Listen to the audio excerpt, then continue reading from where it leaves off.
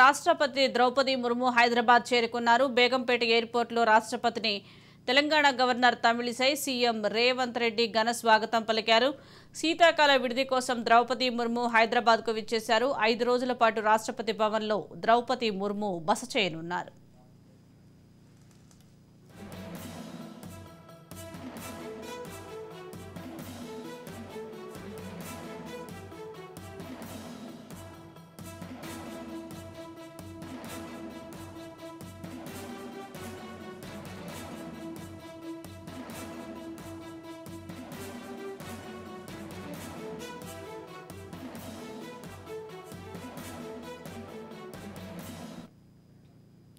రాష్ట్రపతి ద్రౌపది ముర్ము హైదరాబాద్ చేరుకున్నారు. బేగంపేట ఎయిర్పోర్టులో రాష్ట్రపతిని తెలంగాణ గవర్నర్ తమిళిసై సీఎం రేవంత్ రెడ్డి ఘన స్వాగతం పలికారు.